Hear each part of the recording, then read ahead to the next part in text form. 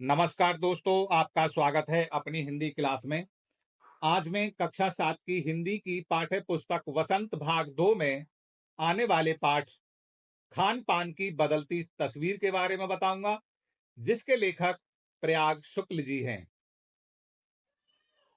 पाठ का सारांश इस प्रकार है कि पिछले 10-15 वर्षों से हमारी खान पान की संस्कृति में एक बड़ा अंतर आया है।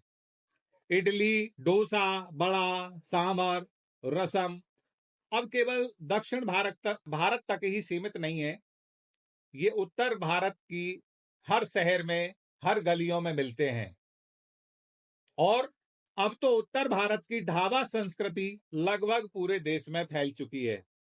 अब आप कहीं भी हो, उत्तर भारतीय रोटी, दाल, साग आपको सब जगह मिल जाएंगे। फास्ट फूड अर्थात तुरंत तैयार होने वाले भोजनों का आजकल बहुत चलन बढ़ रहा है। इस फास्ट फूड में बर्गर, नूडल्स जैसी कई चीजें शामिल हैं।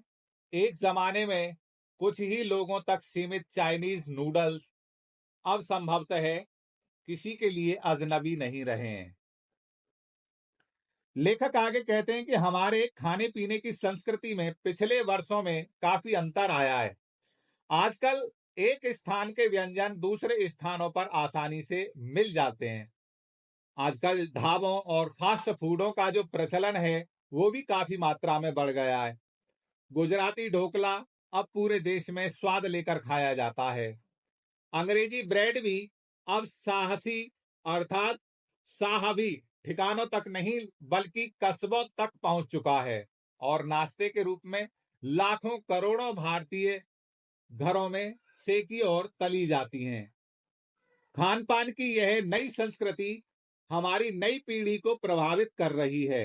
लेखक कहता है कि एक ओर स्थानीय व्यंजनों में कमी आई है, दूसरी ओर देसी विदेशी व्यंजन अपनाए जा रहे हैं।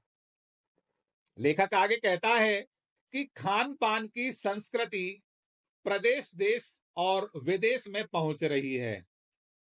स्वतंत्रता के बाद उद्योग धंधों और तबादलों आदि के कारण भी खान पान की वस्तुएं एक प्रदेश से दूसरे प्रदेश में पहुंच जाती हैं।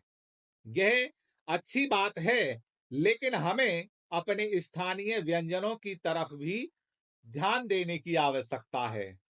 स्थानीय बाजारों में मिलने वाले व्यंजनों को आधुनिकता के दौर में हमने छोड़ दिया है और पश्चिमी व्यंजनों को अपनाया है, जो स्वास्थ्य और सरसता से हमारे बहुत अनुकूल नहीं है।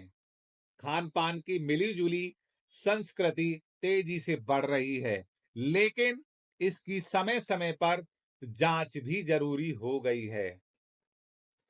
तो दोस्तों, इस पाठ का जो सारांश है यहीं पर समाप्त होता है। अगर सारांश आपको अच्छा लगा हो तो वीडियो को लाइक कीजिए, चैनल को सब्सक्राइब कीजिए और अपने दोस्तों के पास शेयर कीजिए।